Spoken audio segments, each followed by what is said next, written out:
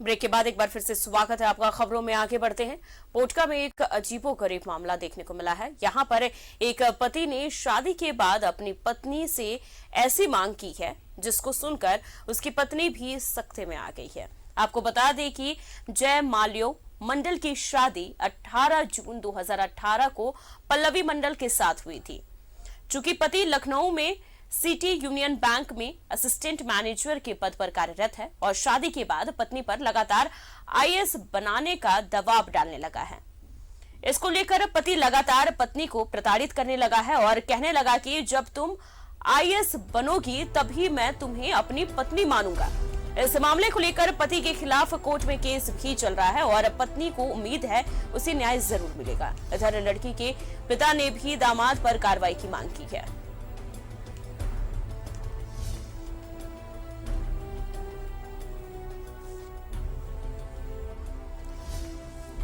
तो एक अजीबोगरीब मामला सामने आया है जिसमें आपको बता दें कि एक पति ने अपनी पत्नी को इसलिए छोड़ दिया है और मांग क्या है आप भी ये सुनिए। मांग ये है कि जब पत्नी आईएएस बनेगी तभी वो पहचानेगा और तभी वो अपनी पत्नी मानेगा।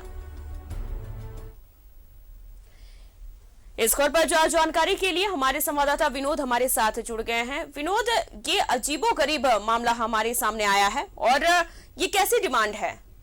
जी निश्चित तौर पर मैं बता दूं, जब मामला थाना में जब पहुंचा, ये पुटका थाना में, जब हम भी वहाँ मौजूद थे तो पीड़िता ने, उसकी जो पत्नी है, उनका ये साफ तौर पर कहना था, जब हमारी शादी हुई थी, उनका शादी हुई थी तब पति का कहना था कि तुम आईएएस बनोगी तभी तुमको मैं अपनी पत्नी के रूप में स्वीकार करूंगा, अन्यथा नहीं करूंगा। तो उसके बाद क्या हुआ, तुरंत छोड़ दिया पति। उसके बाद 3 साल होने के बाद भी अब तक पति का अता पता कुछ नहीं है, पति से बात नहीं हो पा रही है। पीड़िता काफी परेशान है।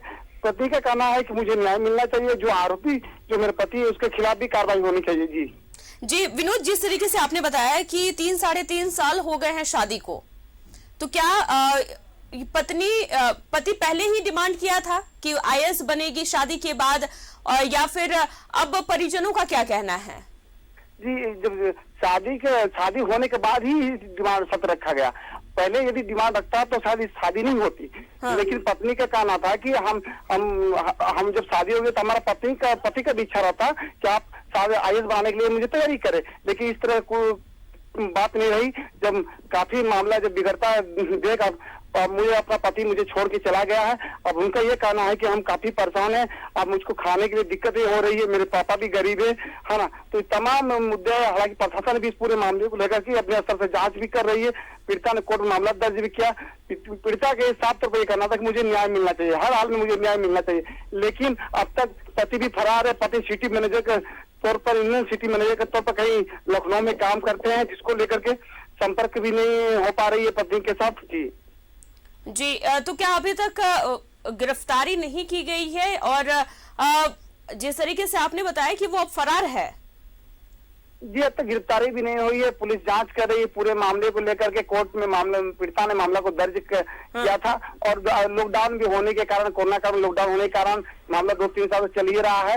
लेकिन पीड़िता के सामने, जब मीडिया के सामने इस तरह की बात, अजीबोगरीब बात अपनी पीड़िता ने दुख करके बताई कि इस तरह के मेरे साथ हुआ और आईएएस बनने के लिए दबाव बना रहा था, और बताइए कहाँ से हम गरीब परिवार कहाँ ये करे, लड़की काफी सुंदर थी देखने में। तो ये तमाम ऐसी बात सामने निकल के आ रही थी। लेकिन अब उनका, पीड़िता का ये भी कहना है कि हमने काफी पैसा दहेज के रूप में पैसा भी दिए थे और मेरे पापा जहाँ पे कर्ज लेकर के या जो भी हो पैसा दिए थे, और बहुत हमको काफी प्रताड़ित कर रहे हैं। उनके घर वाले भी काफी प्रताड़ित कर रहे हैं। सास ससुर और अन्य जो भाई है वो भी मुझे काफी प्रताड़ित कर रहे हैं। हम कहाँ से दूंगा? ये तमाम ऐसी बातें निकल के आ रही है। जी विनोद, तमाम जानकारी के लिए आपका बहुत बहुत शुक्रिया। तो आपको बता दें कि एक अजीबोगरीब मामला सामने आया है जिसमें आपको बता दें कि पति के खिलाफ कोर्ट ने मामला दर्ज किया है और परिजनों ने ये भी कहा है कि शादी के 3.5 साल हो गए हैं और डिमांड आया है कि अब जब पीड़ित जो है वो आईएएस ऑफिसर बनेगी तभी उसका पति उसको पत्नी के रूप में स्वीकार करेगा।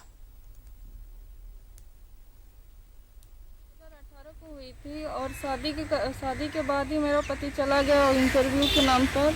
और अभी तक ना आया है ना मुझे लेके गया है, और धमकी भी दिया कि तुमको 2 साल के अंदर IAS ऑफिसर बनना है, तब जाके तुमको वाइफ के रूप में मानूंगा, नहीं तो तुमको डिवोर्स दे देंगे।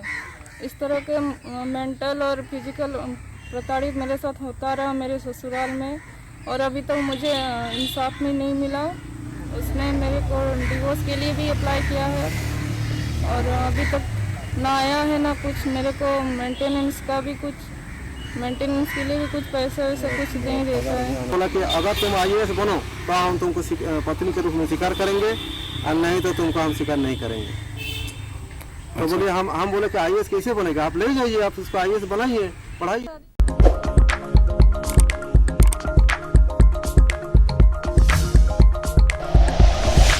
Like and share videos, subscribe करें हमारा चैनल और प्रेस करें बेल आइकॉन।